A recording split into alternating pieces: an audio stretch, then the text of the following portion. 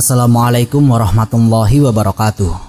Nabi pernah menyebutkan akan muncul fitnah besar dari arah timur. Fitnah yang mengguncang umat Islam. Apa maksudnya dan dari mana sebenarnya fitnah itu datang? Hadisnya jelas, arahnya disebut, dan jejaknya masih kita rasakan sampai hari ini. Di pertemuan kita kali ini, kita akan telusuri sabda Nabi tentang Najd, wilayah yang disebut sebagai tempat munculnya tanduk setan. Apakah ini hanya cerita masa lalu atau justru peringatan untuk zaman kita sekarang? Semoga Allah melindungi kita dari fitnah yang menyesatkan dan teguhkan hati kita di atas jalan yang lurus. Simak video ini sampai akhir karena setiap bagian membawa fakta mengejutkan yang bisa membuka mata dan hati. Bismillah, mari kita mulai ceritanya.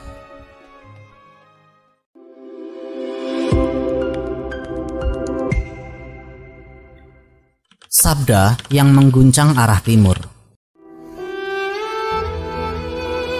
Dalam sejumlah hadis sahih, Rasulullah Shallallahu Alaihi Wasallam memberikan peringatan yang tajam tentang arah munculnya fitnah besar, dan arah itu disebut secara langsung bernama Najd.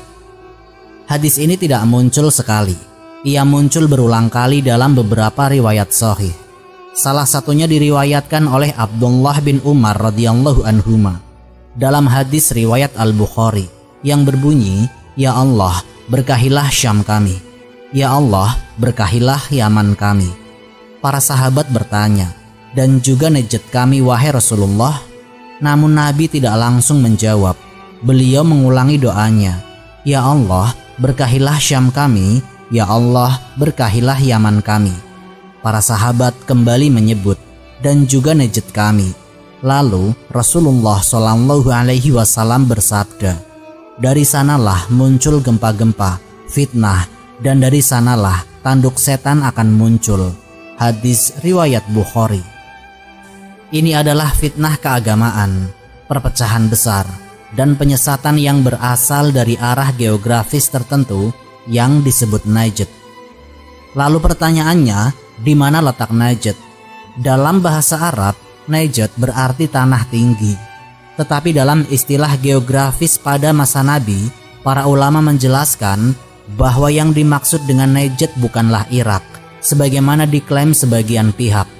Sebab Rasulullah Shallallahu Alaihi Wasallam ketika berada di Madinah, jika menunjuk ke arah Syam itu ke utara, sedangkan Yaman ke selatan, dan Najd jelas ke arah timur dari Madinah. Dan dalam konteks ini, ulama ahli hadis dari masa klasik hingga kontemporer, termasuk Imam Nawawi, Ibnu Hajar al-Asqalani, dan ulama Saudi sendiri, menyebut bahwa Najd yang dimaksud adalah wilayah tengah Jazirah Arab, yang kini mencakup wilayah Riyadh dan sekitarnya, bukan Irak. Karena arah Irak dari Madinah agak condong ke timur laut. Sedangkan yang disebut dalam hadis adalah Najd di arah timur, yang letaknya jelas dan dikenal oleh para sahabat. Pernyataan ini didukung oleh Ibnu Hajar al-Asqalani dalam Fathul Bari. Yang dimaksud Najd adalah arah timur, dan yang dimaksud tanduk setan adalah permulaan kemunculan kekuatan setan dari arah itu. Jadi sejak awal, Rasulullah Shallallahu Alaihi Wasallam sudah menyebut dengan sangat spesifik dari arah timur Madinah, yaitu Najd, akan muncul fitnah besar dan tanduk setan.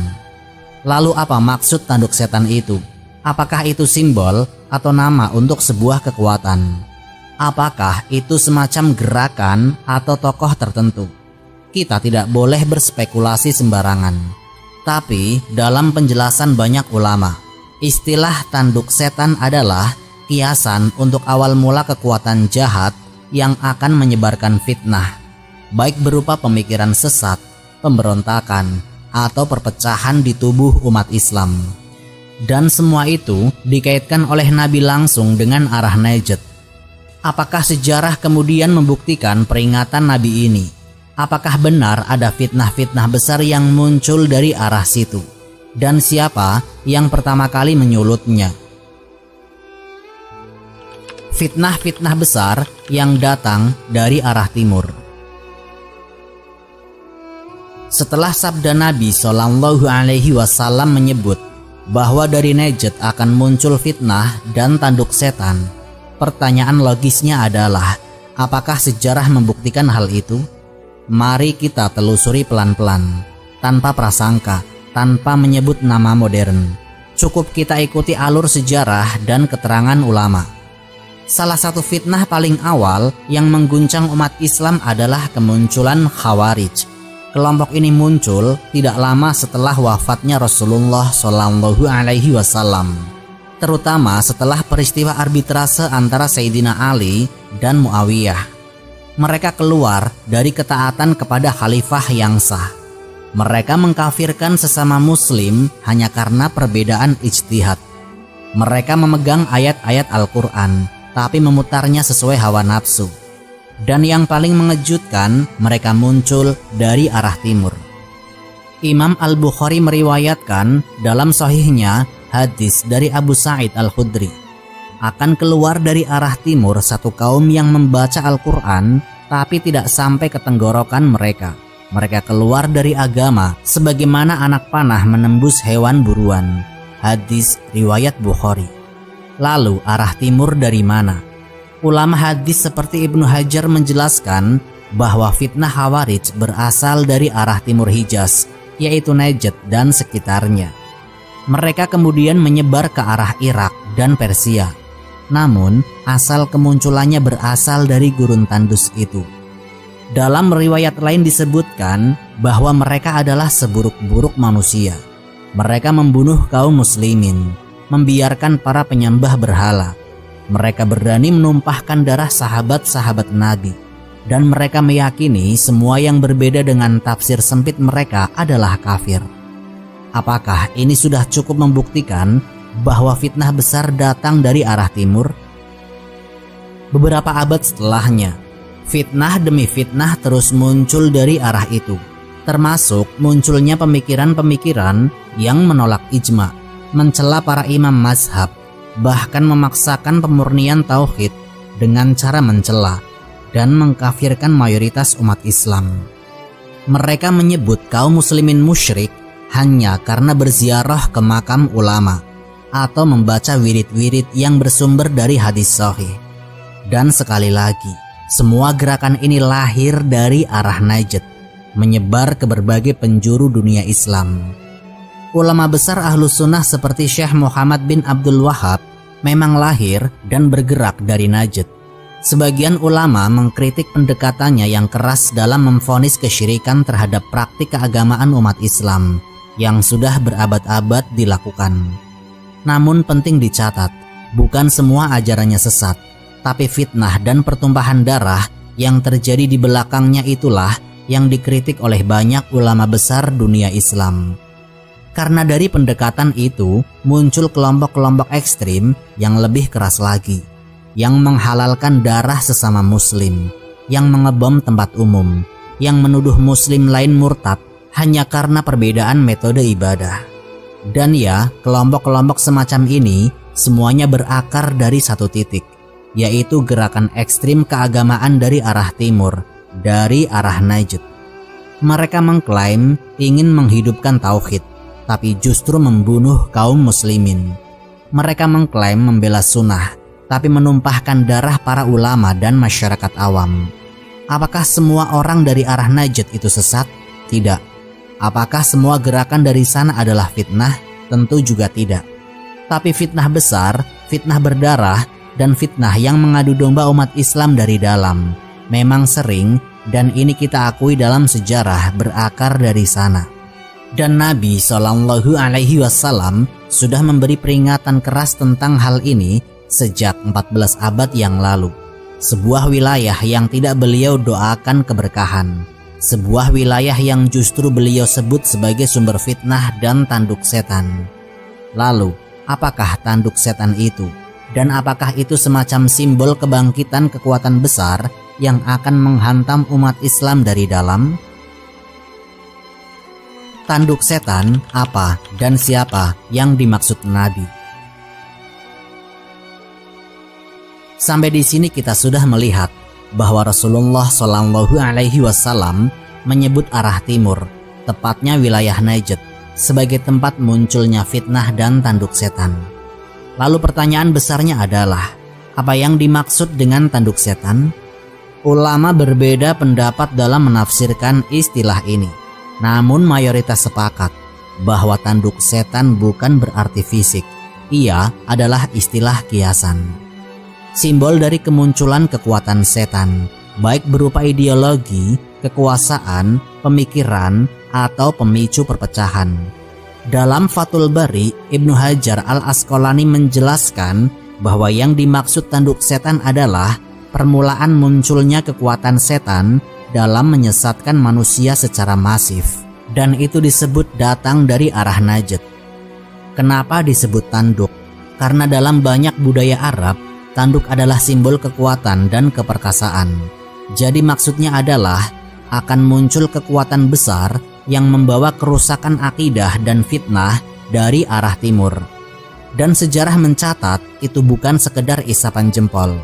Beberapa kelompok yang disebut-sebut sebagai bagian dari tanduk setan oleh para ulama salaf dan kontemporer adalah kelompok yang membawa paham takfiri, yaitu mudah mengkafirkan sesama muslim, menghancurkan bangunan peninggalan sahabat dan ulama tanpa pandang bulu, menyerang kaum muslimin lebih dulu dibanding musuh-musuh Islam, menebar ketakutan dan kekacauan di tengah masyarakat. Dan pola ini berulang dari Khawarij dulu hingga kelompok-kelompok ekstrim modern.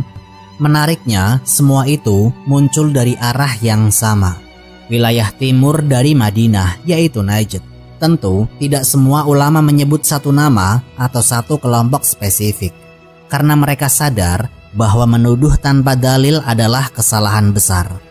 Namun para ulama memberi kita ciri-ciri, dan dari ciri-ciri itu umat Islam diberi tanggung jawab untuk waspada, meneliti, dan tidak tertipu. Yang lebih mencengangkan, dalam satu riwayat lain dari hadis riwayat Al-Bukhari, Rasulullah Shallallahu Alaihi Wasallam bersabda, sesungguhnya fitnah itu dari sini, fitnah itu dari sini, dari arah timur, dari arah munculnya tanduk setan.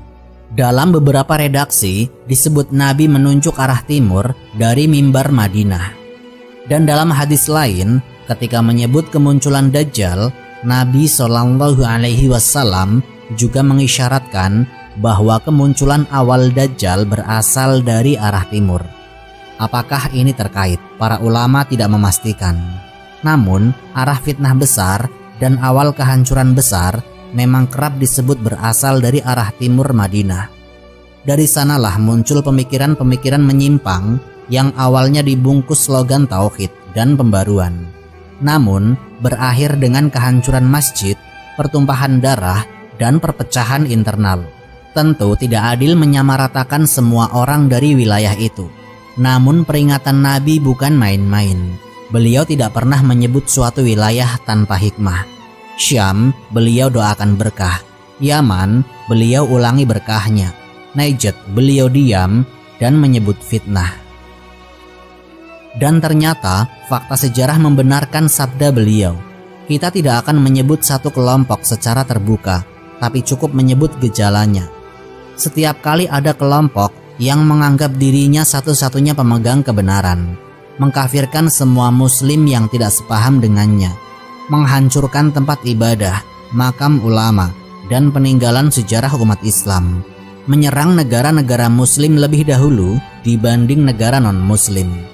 Maka kelompok itu, meskipun mengaku atas nama Islam, patut dicurigai sebagai bagian dari fitnah yang dimaksud Nabi. Karena tanduk setan bukan muncul dalam bentuk hewan atau sosok mitologis, tapi ia muncul sebagai ideologi, gerakan, dan ambisi kekuasaan atas nama agama yang mengabaikan adab, ilmu, dan ijtihad para ulama. Lalu pertanyaannya, kenapa Nabi tidak mendoakan Najd? Apakah itu bentuk isyarat bahwa wilayah itu akan menjadi sumber gangguan dan ujian terbesar bagi umat Islam? Dan apakah kita hari ini sedang menyaksikan puncak dari semua peringatan itu? Ketika umat dihancurkan dari dalam. Salah satu bentuk fitnah yang paling berbahaya bukan datang dari luar, bukan yang membawa panji musuh terang-terangan, tapi yang datang dari dalam tubuh umat Islam sendiri. Dengan wajah yang tampak religius, dengan seruan yang mengatasnamakan tauhid, dengan jargon kembali ke Al-Quran dan Sunnah. Namun isinya adalah pengkafiran, pembangkangan terhadap ulama, dan kekerasan terhadap sesama muslim. Fitnah semacam ini sayangnya berulang dalam sejarah Islam. Dan lagi-lagi jejaknya mengarah ke arah timur, ke wilayah Najd. Mari kita bahas dengan teliti, tanpa menuduh semua pihak, tanpa menyamaratakan seluruh penduduk wilayah itu. Kita hanya bicara fakta sejarah. Pada abad ke-18 Masehi, tepatnya pada tahun 1700-an, di wilayah Najd muncul seorang tokoh pembaharu yang sangat kontroversial dalam sejarah Islam. Namanya dikenal luas, namun kita tidak menyebut secara netral. Yang jelas, beliau mengusung gerakan yang diklaim sebagai pemurnian akidah dan tauhid. Namun, gerakan ini tidak hanya membawa paham tauhid, ia juga membawa vonis syirik terhadap mayoritas umat Islam, hanya karena mereka mengamalkan hal-hal yang sebenarnya sudah dilakukan oleh para ulama sejak masa salaf. Apa akibatnya? Muncullah konflik. Sesama muslim saling menuduh syirik. Masjid-masjid diserang, kuburan ulama dihancurkan, ziarah kubur dilarang, kitab-kitab ulama Ahlus Sunnah dibakar. Dan yang paling tragis adalah darah kaum muslimin ditumpahkan dengan alasan memerangi kesyirikan. Gerakan ini lalu bersekutu dengan kekuatan militer di kawasan itu, dan mulailah penaklukan demi penaklukan atas nama pemurnian Islam. Kota-kota yang dihuni oleh mayoritas muslim Ahlus Sunnah diserang, termasuk kota suci Mekah dan Madinah. Lalu pertanyaannya, apakah ini benar dakwah atau justru fitnah seperti yang disabdakan Nabi? Banyak ulama dunia Islam saat itu menolak metode dan kekerasan gerakan ini. Mereka sepakat bahwa mengajak pada tauhid adalah kewajiban. Namun menghancurkan umat Islam yang tidak sepaham bukan metode Rasulullah SAW. Disinilah peran tanduk setan mulai terlihat lebih nyata. Karena setan tidak datang dengan wajah buruk, tapi dengan menyamar sebagai pembela agama. Padahal sejatinya menyesatkan, membuat perpecahan, dan memuluskan jalan musuh-musuh Islam untuk menyerang dari luar. Apa dampak jangka panjang dari gerakan ini? Lahirnya kelompok-kelompok yang lebih ekstrim, yang tidak hanya mengkafirkan kaum muslimin, tapi juga menghalalkan darah mereka secara terang-terangan. Kita pernah melihat, dan sebagaimana muslim melihat, kelompok yang mengebom masjid umat Islam, membunuh ulama hanya karena tidak sepaham, menyebut pemerintahan muslim sebagai togut hanya karena tidak memakai istilah syariat versi mereka, menyebarkan ajaran melalui media sosial dengan cara mencela semua yang berbeda paham. Sumber ajaran mereka sering merujuk ke teks yang sangat keras, tanpa pemahaman yang utuh, dan tanpa ilmu alat yang kokoh.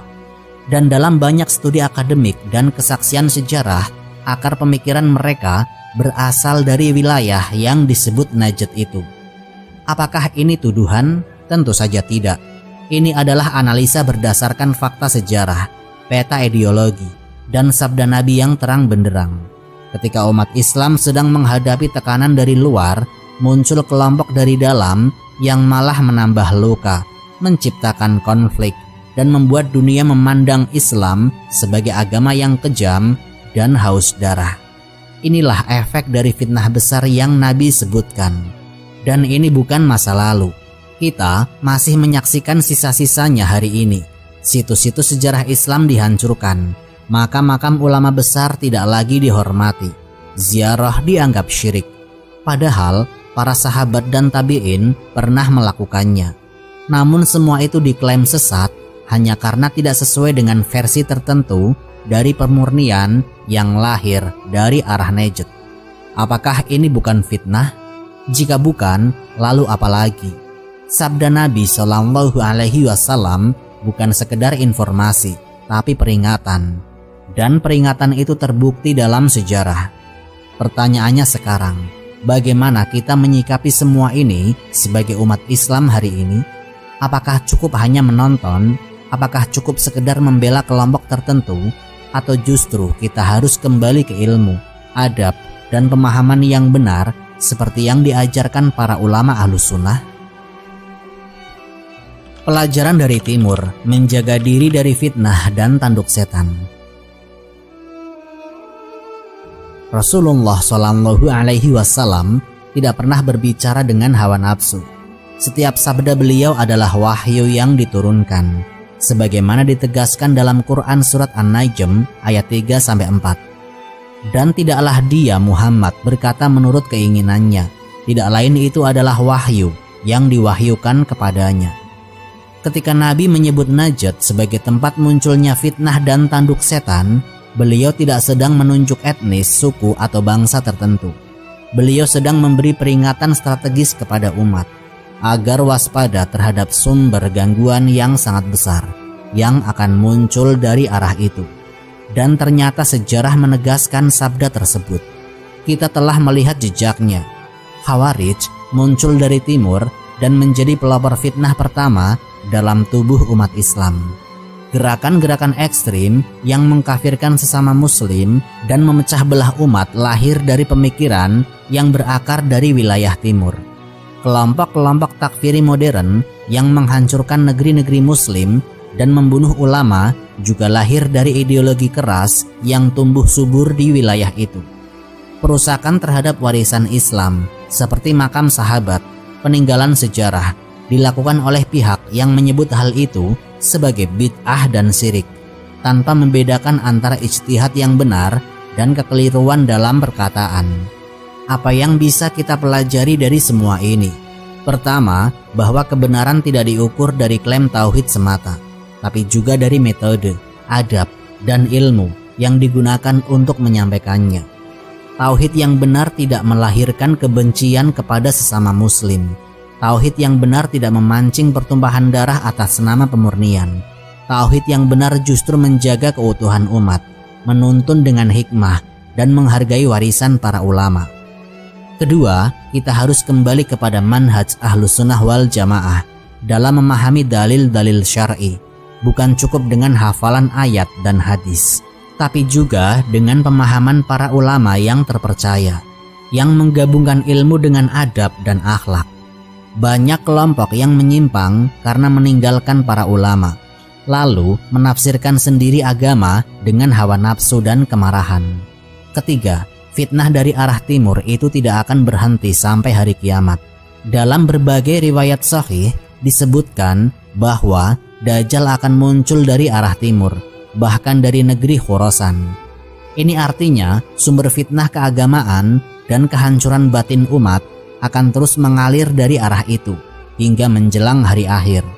Bukan karena wilayahnya buruk, tapi karena Allah menguji umat Islam dari arah itu.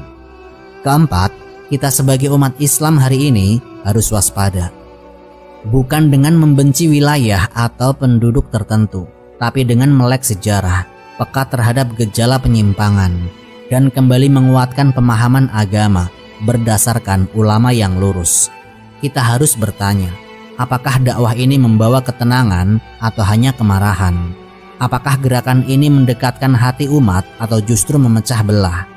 Apakah ini mengikuti jalan para sahabat dan tabi'in atau hanya semangat yang terputus dari sanad ilmu? Kelima, mari kita berdoa agar dijauhkan dari fitnah yang menyesatkan, termasuk fitnah yang membungkus diri dengan pakaian agama, namun sejatinya menghancurkan.